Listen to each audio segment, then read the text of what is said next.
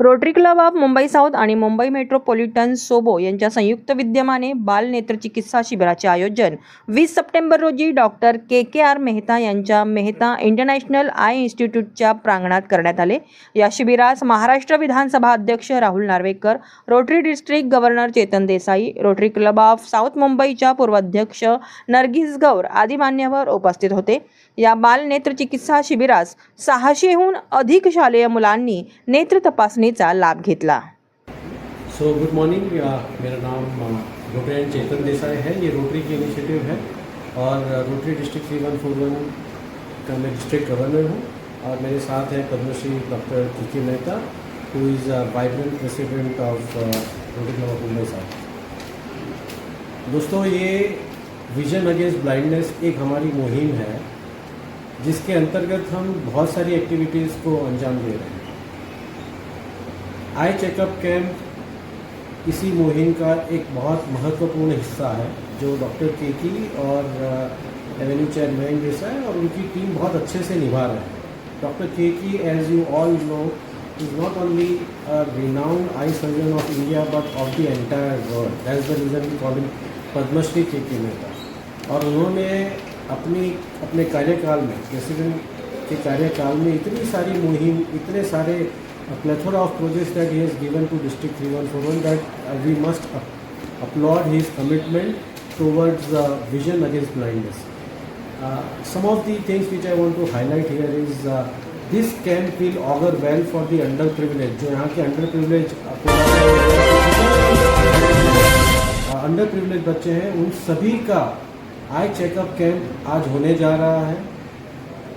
जिस बच्चे को पता चला कि भाई उनकी दृष्टि में कुछ खामी है, मायोपिया है या उनको कोई और खामी है, डिस्ट्रिक्ट की तरफ से, डॉक्टर की तरफ से उन सभी को स्पेक्टिकल्स फ्री में दिए जाएंगे। अगर कोई कॉर्नियल ब्लाइंडनेस से पीड़ित है तो उसको भी हम लोग फ्री ट्रांसप्लांटेशन वगैरह सबकी व्यवस्था करके देते हैं। और सबसे महत्वपूर्ण जो एक हमारा ड्रीम है वो है AI ग्लासेस, जो आर्टिफिशियल इंटेलिजेंस ग्लासेस है, जो पहली बार ये डिस्ट्रिक्ट में हम लोग दे रहे हैं। और वो भी डॉक्टर केकी और मयंक देसाई की बहुत सारी एफर्ट्स के बाद we have zero down to one of the vendor. और ये आर्टिफिशियल इंटेलिजेंस ग्लासेस एक बून है, एक वरदान है। जो व्यक्ति देख नहीं सकते हैं, visually impaired people, they have this boon of artificial intelligence glasses.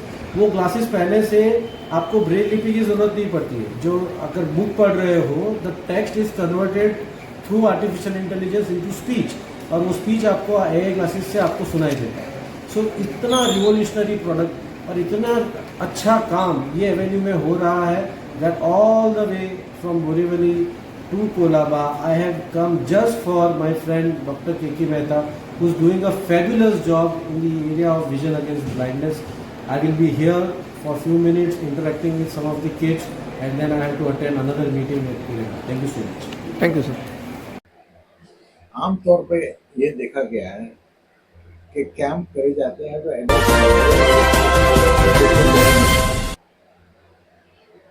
पिछले 2-4 साल से हमने ये देखा, बच्चे 7 या 8 साल के बच्चे आ जाते हैं जिन्होंने कभी आँख की जांच करवाया ना, और अभी आते हैं नंबर काफ़ी तेज़ के साथ और नज़र उनकी गिरी हुई होती है। जब उनको जो जल्दी उम्र के पकड़ सकते थे तो वो तकलीफ ना हो, इसलिए हमने इस बार रोटरी क्लब के ज़रिए से हमने ये सोचा और हमारे इंटरनेशनल आई सेंटर से ये सोचा कि इस बार पहली बार ये बच्चों का ही करेंगे जाँच। इसलिए इस साल हमने 8 स्कूल से मंगाए हैं बच्चे, टोटल करीब 600 बच्चे आने वाले हैं और इनके सब की जांच करी जाएगी। ये देखा जाएगा नंबर है या नहीं है, जो कमजोरी है तो क्या है। किसी का कोई ऑपरेशन करना हो तो ऑपरेशन रोटरी के जरिए से बहुत किया जाएगा। और ये मुश्किल है, आजकल ये देखा जाता है कि छोटे बच्चों 24 घंटा मोबाइल के साथ पकड़े बैठते हैं, नज़दीक का ही काम करते हैं और उनका चश्मे का नंबर बढ़ता जाता है। नंबर क्यों बढ़ रहा है? क्योंकि वो नज़दीक का काम करते हैं रात के टाइम। इसलिए हमें ये भी उनको सिखाना पड़ता है कि रात को नहीं करें, दिन में जो करना होता है। और जब चश्मा नंबर ठीक हो और रात को नहीं करें तो फिर आँख पर कोई जोर पड़ने की शक्यता नहीं है। दूसरा ये हमने ये देखा है कि आजकल एलर्जी का और बाहर के कैसे डस्ट भीड़ मिट्टी क्योंकि कंस्ट्रक्शन मुंबई में काफ़ी चालू है, इस कारण से सभी के आंखों में लाली वगैरह बहुत आ रही है। और ये लाली जो चालू है उसके इलाज न करें तो फिर आँख की जो रोशनी होती है, दृष्टि होती है, वो कम होती जाती है। इसलिए यह पहले जांच करके ये चेक करना चाहिए, इसलिए हमने ये कैंप रखा है। आज देखिए अभी कैसे चल रहा है। आंखों की टेस्टिंग होने के बाद कौन से नंबर का चश्मा लगना है बच्चों के लिए, तो वो जो चश्मे की ग्लास होती है, तो कभी कभी हम जब ऑप्टिशियन के पास जाते हैं तो बोलते हैं कि अमेरिकन ग्लास है, रशियन ग्लास है, जर्मन ग्लास है, ये क्या है सब? नहीं, ये सब अपने चश्मे वालों की जरा जेब भरने की बात है और कुछ नहीं। तो कांच इसमें जो ऐसी होता है, क्या कांच की क्वालिटियाँ होती है, हाँ, लेकिन जो कांच क्लियर हो फिर उसमें और कोई चीज़ की जरूरत नहीं है। आजकल ये कहा जाता है कि हमें ब्लू ब्लॉकर का कांच दिया जाता है जिसमें से येलो रेज जो है वो काटे जाते हैं। वो अच्छा होता है, जो आपको पूरा दिन लैपटॉप पर बैठना तो उसके लिए अच्छा होता है। बच्चों के लिए कोई खास इतना आपको फर्क नहीं पड़ता है, लेकिन एक्यूरेसी होना चाहिए, मतलब जो एक्सेस हो तो वो एक्सेस ठीक होना चाहिए, जो नंबर बराबर हो। तो कांच की क्वालिटी जो मीडियम भी हो तो चल जाती है। तो जो ये जो एक्रेलिक ग्लासेस है, जो अभी जनरल जो ग्लासेस आते हैं, अंतर्वक्र रहता है, बहिर्वक्र रहता है, वो इंग्लिश में क्या बोलते हैं पता नहीं मुझे, लेकिन वो हाँ, इनर आउटर जो ग्लासेस रहते हैं, बराबर। लेकिन हाँ, इसको फोटोक्रोमिक कहते हैं, हाँ। फोटोसन कहते हैं, वो भी अच्छे है, लेकिन इतना ये लगना चाहिए कि जो कांच की जो कर्वेचर होनी है वो ठीक होनी चाहिए, और जो मटेरियल होना चाहिए वो CR41, मतलब तो वो किसी को प्लास्टिक हो जाए जो स्क्रैच नहीं होता है और जिसकी क्लैरिटी तेज होती है। दिन में लगभग कितना वक्त मोबाइल पे देना चाहिए कंप्यूटर के ऊपर? जब मोबाइल पहले आए और कंप्यूटर पहले आए, हमने सोचा कितनी अच्छी चीज है, लोगों को सीखने के बाद कितना जोर पड़ रहा है वो अभी पता लगा है। अभी तो आजकल दुनिया तो मोबाइल पे ही जीती है। तो अभी आप मच्छी मार नगर को कोई मच्छी बेचने वाला हो, उसका भी जो धंधा है वो मोबाइल पे ही चलता है। इसलिए मोबाइल के बगैर तो अभी गाड़ी किसी की चल नहीं सकती। मोबाइल पे पूरा दिन इस्तेमाल करते ही हैं, और जो बाकी का टाइम होता है, जो ऑफिस वर्कर होता है वो तो लैपटॉप और मेन फ्रेम के बगैर तो उनकी गाड़ी चलता है। लोगों के समझ में नहीं आ रहा है, अगर मोबाइल खराब हो जाए तो हम एक्सचेंज कर सकते हैं, बदल सकते हैं आंखों का।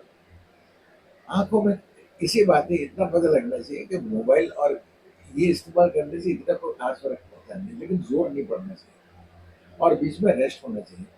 मतलब कि जब आप मोबाइल पे या मेन फ्रेम पर बैठे तो 20 मिनट ऑन हो तो 5 मिनट या 7 मिनट ऑफ होना चाहिए, मतलब अब 5 मिनट 7 मिनट दूर को देखना चाहिए।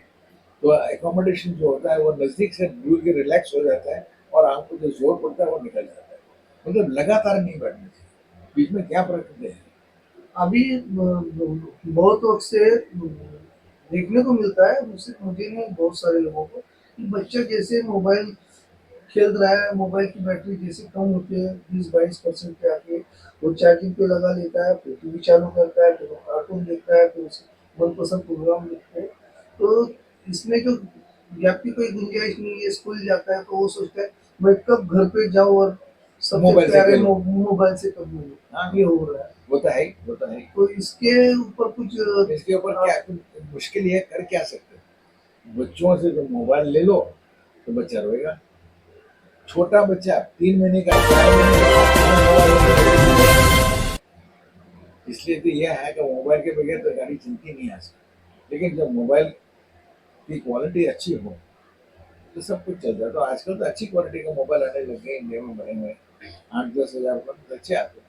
अच्छा कोई चश्मा, दिक्कत नहीं। अच्छा चश्मा अगर लेना है, मेरा नाम अविनाश पंड्या है। रोटरी सोबो ब्रांच का मैं मेडिकल चेयरपर्सन हूँ। रोटरी को डिस्ट्रिक्ट लेवल पे आई कैंप्स, डेंटल कैंप्स और ये बरस हम लोग नया शुरू कर रहे हैं ब्रेस्ट कैंसर डिटेक्शन कैंप्स। ये रेगुलर बेसिस पे हमको अभी तीनों चीज़ को कंबाइन करके अलग अलग जगह पे जहाँ पे लोगों को इतनी सुविधा नहीं है या इतनी जानकारी नहीं है कि ये सब चीज़ों की टेस्टिंग करानी चाहिए, और टेस्टिंग कराने के बाद भी अगर कुछ निकलता है तो एक सब्सिडाइज ढंग से उसका ट्रीटमेंट या उसका निवारण करने की हमारी कोशिश रहेगी ये बरस में। कितने सालों से ये कैंप यहाँ पे कर रहे हैं? हमारे डेंटल और आई कैंप्स तो बहुत सालों से आ रहे हैं। ये साल का हम लोग का थ्रस्ट ब्रेस्ट कैंसर कैंप्स का रहने वाला है। इवेंचुअली हम लोग ऐसा भी सोच रहे हैं कि तीनों चीज़ को कंबाइन करके कैंप्स करें। ये कैंप्स कब होने वाले हैं, कहाँ पे होने वाले हैं? हम लोग के कैंप्स होते रहते हैं हर हफ्ते 10 दिन में अलग अलग जगहों पे, जहाँ जहाँ जैसे जैसे मेडिकल फैसिलिटीज़ हम लोगों को कोऑप्ट करती हैं, हम लोग उनके साथ ऐसे कैंप्स करते रहते हैं। जिस तरह से इस स्कूल के बच्चों को यहाँ पे आपने ये कैंप करके इनकी आपकी जो टेस्टिंग करवाई है, ऐसे और भी स्कूलों में आप ये कैंप करने वाले हैं? आयोजन हम लोग करते किया भी है पहले, आगे भी करेंगे। वडाला में भी हुआ था पिछले हफ्ते, और आगे भी जैसे जैसे हम लोग बात कर रहे हैं, पालगढ़ वगैरह में भी बात कर रहे हैं ऐसे कैंप्स करने की, और बीडीबी जॉल्स में भी सोच रहे हैं। वहाँ पे भी हम लोगों की वहाँ के लोकल लोगों के साथ बात हो रही है, क्योंकि हम लोगों को लोकल पार्टनर्स की ज़रूरत पड़ती है, और जिसको भी ऐसी लगे कि उनके एरिया में ऐसी आवश्यकता है और ऐसा हो सकता है, वो हम लोग को अप्रोच कर सकते हैं। सर, जो बच्चों के आँख के चेकअप किया जाता है, तो अगर जहाँ पे उनका ऑपरेशन करना हो तो फिर नोटरी कब से हो जाता है, या फिर वही हम लोगों का सर्टेन टाइप्स है, सब्सिडाइज रेट से, और हम लोग डोनर्स भी अरेंज कर देते हैं और वो हो जाता है। Thank you. हाँ, आज का जो आई टेस्टिंग कैंप है, यस, पद्मश्री डॉक्टर मेहता के अंडर चेकअप हो रहा है। आपका भी सहयोग है। बच्चों के आंखों की जो प्रॉब्लम बढ़ती जा रही है, इसके लिए आपका ये सराहनीय कदम है। आगे आपके जो मेट्रोपॉलिटन सिटी की ओर से आने वाले दिनों में नया क्या होने वाला है, या फिर देखिए, आजकल हम लोग जब बच्चे थे तभी ये इतनी सारी फैसिलिटी नहीं थी कि मोबाइल का ज़माना, डिजिटल का ज़माना, कंप्यूटर, ये सब फैसिलिटी नहीं थी, और हम लोग बाहर खेलकूद कर रहे थे गार्डन में, तो हमारी हेल्थ वाइज हमें बहुत बेनिफिट मिल जाता था। पर अभी के बच्चों को इतना सारा नहीं मिल सकता है, क्योंकि वो लोग सारा दिन मोबाइल में रहते हैं। अभी स्कूल में भी कंप्यूटर सिखाया जाता है, तो उसको मज़ा आ जाती है खेलना भी। जब टाइम पास करना है तो वो लोग कंप्यूटर या लैपटॉप या सब में गेम खेलते हैं, तो उसकी आँख को ज़्यादा स्ट्रेस पड़ते हैं मेरे हिसाब से। तो ज़्यादा स्ट्रेस पड़ेंगे, फिर उसके साथ स्टडी करना, पढ़ाई करना, और आजकल लाइब्रेरी में जाके पढ़ाई नहीं करते, वो लोग डिजिटल पढ़ाई करते हैं, क्योंकि जो इन्फॉर्मेशन चाहिए तो गूगल पर वो लोग रिसर्च कर लेते हैं, तो उसको आँख को ज़्यादा स्ट्रेस पड़ते हैं। और इतना खेल कूद, गार्डन में घूमना, ये सब नहीं रहा है, इसलिए आँख को ज़्यादा तकलीफ शुरू हो गई। आप देखो अभी के बच्चे को कितने सारे स्पेक्स आ गए, और हम लोग कितने बड़े होने के बाद स्पेक्स आए, इतनी जल्दी एज पर नहीं आए थे, तो ये बढ़ता जा रहा है।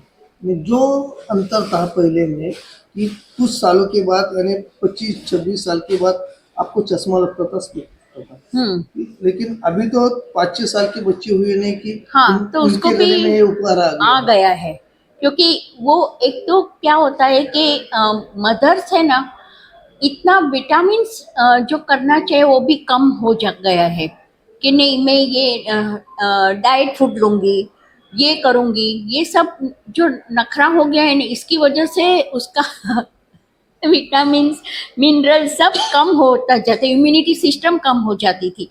आज मैं बोलूँ कि आई एम 60 ईयर्स, मेरी मम्मी ने ये सब सोचा भी नहीं था कि ये करना चाहिए। जो उसके पेरेंट्स बोलते थे वो खाना पीना है, तो हम लोग एकदम तंदुरुस्त बच्चे हो गए। अभी के बच्चे इतने तंदुरुस्त नहीं होते, तो इम्यूनिटी भी कम हो गई है ना। माँ की इम्यूनिटी कम है तो बच्चे की भी कम होगी, तो आँख को तो इफेक्ट होगी।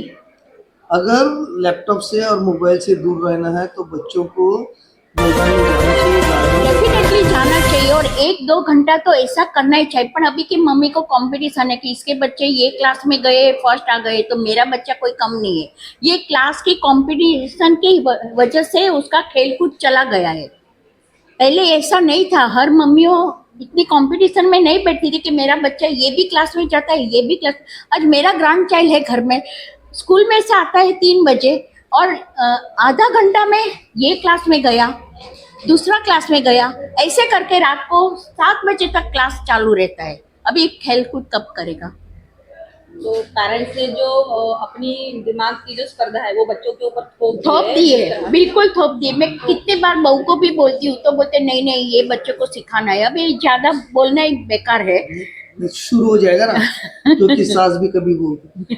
चैनल के माध्यम से आप पेरेंट्स को क्या बताना चाहेंगे? मैं पेरेंट्स को बताती इतना कंपटीशन में मत पड़ो। आपके बच्चे को अपने आप खेलने दो, कूदने दो, उसकी जो इच्छा है वो करने दो, वो खिलेगा, उसी में ही खिलेगा और आगे जाके खुद की सोच को आगे बढ़ने दो।